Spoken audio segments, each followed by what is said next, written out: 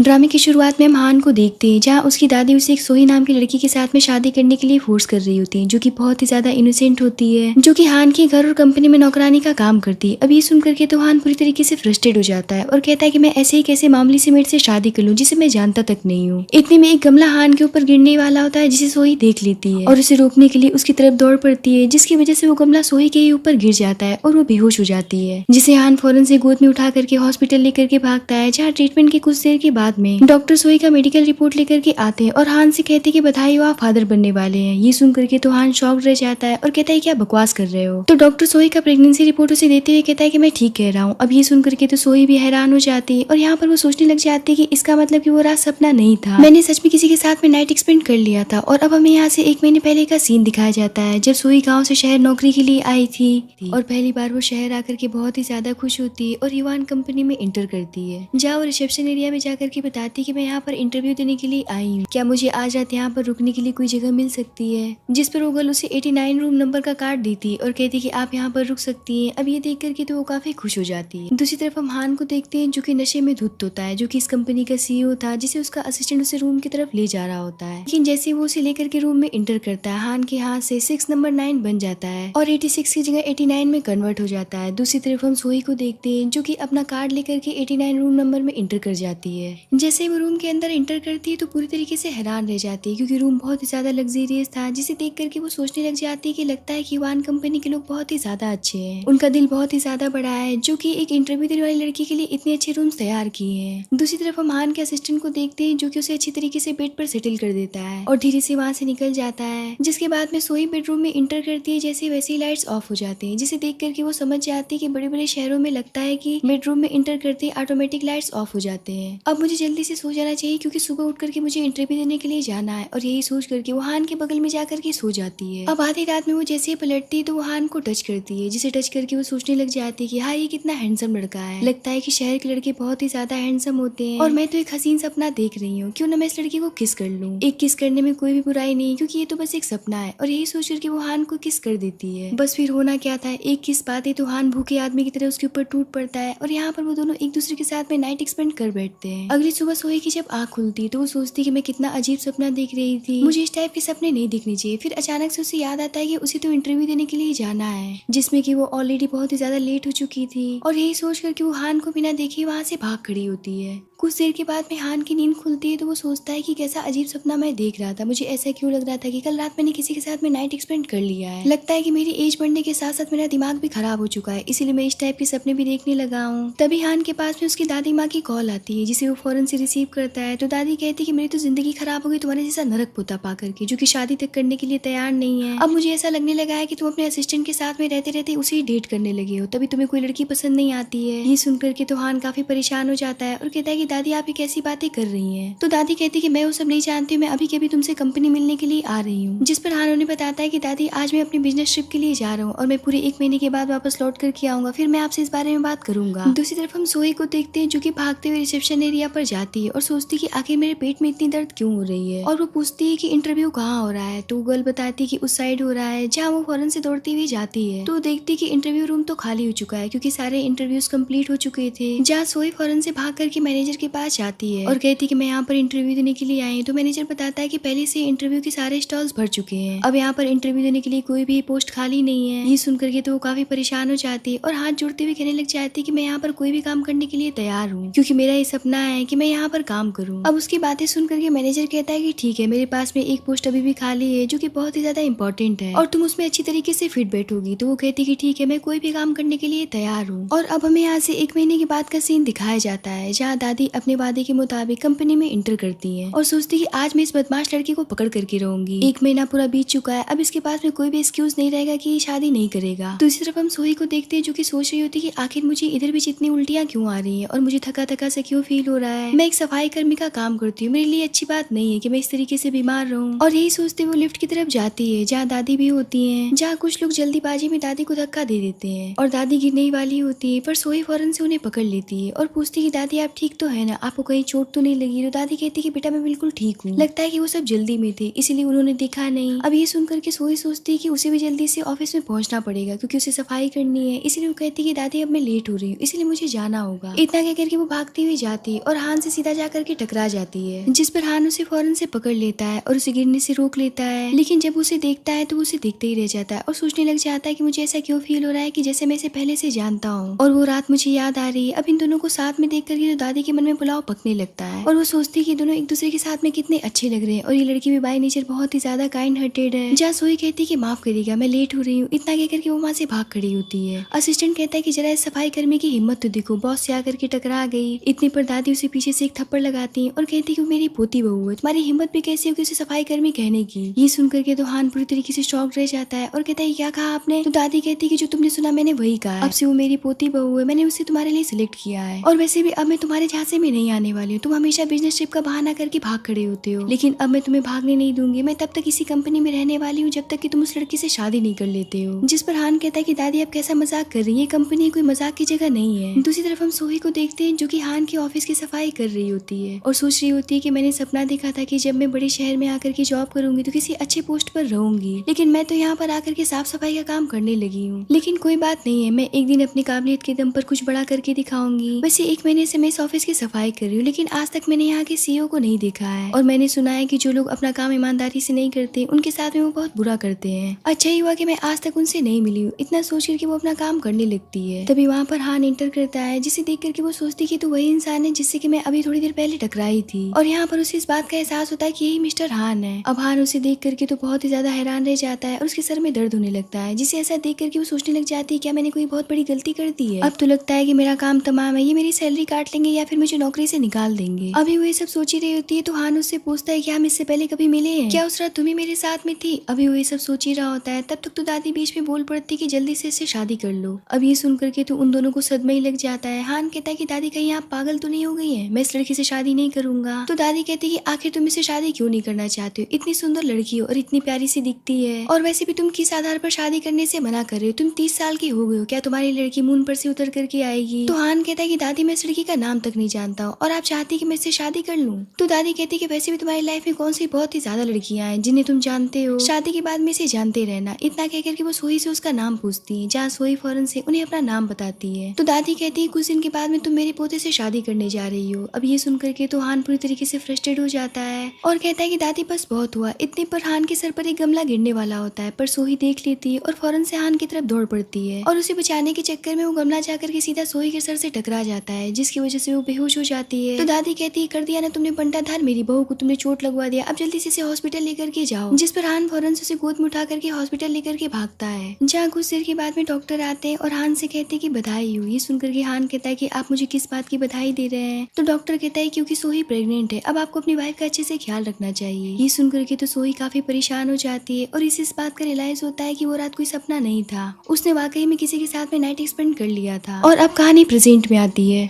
जहाँ डॉक्टर के जाने के बाद में हान उससे पूछता है क्या तुम्हारा कोई बॉयफ्रेंड है? तो सोही कहती है कि नहीं मेरी जिंदगी में कोई भी नहीं है। तो हान उससे पूछता है कि फिर ये बच्चा किसका है? अब यहाँ पर सोही सोचने लग जाती है कि अगर मैंने इनसे कहा कि मैं उस आदमी को जानती तक नहीं हूँ तो ये मुझे 1 नंबर 1 की गिरी हुई लड़की समझने लगेंगे और हो सकता है कि मुझे नौकरी से भी निकाल दे और मैं इतना बड़ा रिस्क नहीं ले सकती। इसीलिए यहाँ पर वो फौरन से उससे झूठ बोल देती है कि ये बच्चा जिसका है वो तो मर चुका है। ये सुनकर के तो हान काफी परेशान हो जाता है और हान यहाँ पर सोचने लग जाता है कि इस लड़की के आगे पीछे कोई भी नहीं है, ऊपर से इसके बच्चे का फादर भी नहीं रहा और मेरी दादी इसे बहुत ही ज्यादा पसंद करती है, क्यों ना मैं इसे यूज करके दादी को कुछ दिनों के लिए रोक लूं। और यही सोच करके वो सोही से कहता है कि मैं तुमसे शादी करने के लिए तैयार हूँ। अब ये सुनकर के तो सोही को जैसे सदमा ही लग जाता है, जहाँ हान उसे फौरन से ले जाकर के मैरिज ब्यूरो के साथ में शादी कर लेता है। सोही सोचती है कि मुझे तो यकीन ही नहीं आ रहा है कि मैंने अपने ही बॉस के साथ में शादी कर ली है। जहाँ हान अब उससे कहता है कि मैंने तुमसे सिर्फ 3 महीनों के लिए शादी की है, 3 महीने के बाद मैं तुम्हें डिवोर्स दे दूंगा और साथ में 2 मिलियन दूंगा, लेकिन इस कॉन्ट्रैक्ट मैरिज के दरमियान तुम्हें मेरे साथ में अच्छे से कोऑपरेट करना पड़ेगा और मेरी दादी के सामने ऐसा प्रिटेंड करना होगा कि तुम मेरे साथ में बहुत ही ज्यादा खुश हो और हमारी शादी असली है। अगर उन्हें इस बात का पता चल गया कि हमारी शादी फेक है तो मैं तुम्हारे हाथ पैर तोड़ करके रख दूंगा। जिस पर सोही कहती कि मैं समझ गई, मैं ऐसा कुछ भी नहीं होने दूंगी। जहाँ कुछ देर के बाद में हान सोही को अपने साथ मेंशन लेकर के जाता है। दादी उन दोनों की मैरिज सर्टिफिकेट देख करके बहुत ही ज्यादा खुश हो जाती है और हान से कहती कि जिंदगी में पहली बार तुमने कुछ अच्छा काम किया है। और वो सोही से कहती कि अब तुम अपना सारा सामान ले जाकर के हान के रूम में शिफ्ट हो जाओ। ये सुन करके तो सोही को सदमा ही लग जाता है और वो कहती कि मैं ऐसा नहीं कर सकती हूँ। तो दादी कहती है क्या बकवास कर रही हो, तुमने इससे शादी की है ना, अब से ये तुम्हारा हस्बैंड हुआ, इसलिए तुम्हें इसके साथ ही रहना पड़ेगा, और अगर तुम दोनों साथ में नहीं रहोगे तो मेरे ग्रैंड चिल्ड्रंस मुझे जल्दी से कैसे दोगे। अब ये सुन करके तो हान के मुंह से चाय निकल जाती है और उसका ड्रेस खराब हो जाता है, जिसे देख करके सोही फौरन से उसका ड्रेस क्लीन करने लगती है। अब उसके टच से तो हान को जैसे करंट फील होने लगता है और वो फौरन से उससे दूर हो जाता है और उससे कहता है कि तुम मेरे बेडरूम में शिफ्ट कर सकती हो। इतना कह करके वो वहाँ से चला जाता है। जहाँ कुछ देर के बाद में जिया उसके बेडरूम में इंटर करती है और इतना सुंदर रूम देख करके वो काफी ज्यादा हैप्पी होती है। तो हान उसे कहता है कि वो सोफे वाला साइड तुम्हारा है, जिस पर जिया फौरन से जाकर के सोफे पर बैठ जाती है और कहती है कि ठीक है, मैंने वैसे भी इतना अच्छा सोफा कभी भी नहीं देखा है। जिस पर हान उसे करीब जाता है और उसे उठा करके कहता है कि अपने मकसद को भूल मत जाना। तो सोही कहती है कि मैं अपने मकसद को कभी भी नहीं भूलूंगी, मैं यहाँ पर काम करने के लिए आई हूँ। तो हान उसे कहता है कि ये बताओ कि तुमने आखिर इवान कंपनी को ही क्यों चुना। तो सोही कहती है क्योंकि आपका कंपनी बहुत ही ज्यादा बड़ा है और बहुत ही नामी कंपनी है, कौन यहाँ पर जॉब नहीं करना चाहता है, बस इसीलिए मैंने यहाँ पर काम पाने की कोशिश की है और मेरा कोई भी मकसद नहीं था। ये सुनकर के हान सोचने लग जाता है कि बहुत सारी औरतों को मैंने अपने करीब आने की कोशिश करते हुए देखा है, जिनके अलग अलग मोटिव्स रहे हैं, लेकिन ये लड़की तो बिल्कुल साफ दिल की है और बहुत ही ज्यादा अलग है। जहाँ सोही उससे कहती कि मैं मानती हूँ कि मैं गाँव से बिलोंग करने वाली लड़की हूँ, लेकिन मैं बहुत ही ज्यादा स्ट्रांग हूँ, मैं एक दिन अपनी काबिलियत साबित कर करके रहूंगी और यहाँ पर शहर में अच्छी तरीके से सेटल होने का मेरा सपना है, जिसे मैं एक दिन जरूर पूरा करूंगी। अब अगले दिन सोही अपने काम के लिए तैयार होकर के हान के ऑफिस जाती है और वहाँ की साफ सफाई करने लगती है। तभी वहाँ पर टीम लीडर लियू आती है, जिससे कि हान कहता है कि आज से सोही मेरी पर्सनल सेक्रेटरी रहेगी। ये सुनकर के तो काफी हैरान हो जाती है और कहती है पर आप तो किसी भी फीमेल एम्प्लॉय को अपने आसपास नहीं चाहते हैं, और वैसे भी ये तो बस एक सफाई कर्मी, आखिर आप इसे अपनी सेक्रेटरी कैसे बना सकते हैं। जिस पर हान कहता है कि लगता है कि तुम्हें इस बात से बहुत ही ज्यादा तकलीफ है। ये सुनकर के लियू डर जाती है और कहती है कि माफ करिएगा। इतना कह करके वो वहाँ से अपना मुंह बना करके चली जाती है। लेकिन ये सारी बातें सुनकर के सोही काफी ज्यादा खुश होती है और वो हान को फौरन से धन्यवाद करती है और वहाँ से जाने लगती है। लेकिन उसका पैर पेन पर पड़ जाता है, जिसकी वजह से वो गिरने वाली होती है, पर हान फौरन से उसे अपनी बाहों में थाम लेता है और वो दोनों एक दूसरे को गौर से देखने लग जाते हैं। और कुछ देर के बाद में जब उनका मूवमेंट ब्रेक होता है तो बहुत ही ज्यादा ऑकवर्ड फील करते हुए एक दूसरे से दूर हो जाते हैं। यहाँ पर सोही बहुत ही ज्यादा शर्मा जाती है और वहाँ से भाग खड़ी होती है। ये देख करके हान के फेस पर प्यारी सी स्माइल आ जाती है। जब सोही अपने कैबिन में जाकर के बैठ जाती है और अपना काम करना शुरू करती है, लेकिन इस बात से टीम लीडर को बहुत ही ज्यादा जेलस फील होता है और वो कहती है कि अब देखो मैं तुम्हें कितना ज्यादा काम देती हूँ, और यहाँ पर वो जेलेसी के मारे उसे बहुत सारे काम करने के लिए दे देती है। लेकिन सोही तो बहुत प्यार से, बहुत हंसी खुशी उस सारे काम को एक्सेप्ट करती है और बहुत ही ज्यादा मन लगा करके अपने काम को कंप्लीट करना शुरू करती है। और काम करते करते बहुत ही ज्यादा रात हो जाती है। जहाँ हान जब अपने ऑफिस से बाहर निकल करके आता है तो वो सोही को कंटिन्यू काम करते हुए देखता है और वो सोचता है कि लड़की अपने काम को लेकर के कितनी ज्यादा ईमानदार है और कितनी ज्यादा सीरियस है और काम करते हुए कितनी ज्यादा क्यूट लग रही है। जहाँ वो अचानक से खुद से कहने लग जाता है कि हान ये तू क्या कर रहा है, आखिर तू उसकी तरफ इतनी ज्यादा क्यों अट्रैक्ट होते जा रहा है, जबकि तू ये बात अच्छी तरीके से जानता है कि वो किसी और के बच्चे के साथ में प्रेग्नेंट है और ये शादी फेक है। जहाँ वो सोही के पास जाता है और उससे कहता है कि तुम प्रेग्नेंट हो ना, इतनी देर तक काम करना ठीक नहीं है, इससे तुम्हारी सेहत पर बुरा असर पड़ेगा। इतना कह करके वो वहाँ से चला जाता है। जहाँ सोही भी उसके पीछे जाती है और घर जाकर के वो अच्छे से खाना बनाती है। तो दादी वो सभी चीजें देख कर कहती है कि पर बेटा तुम तो थक करके आई थी ना, तुम्हें ये सब करने की क्या जरूरत थी।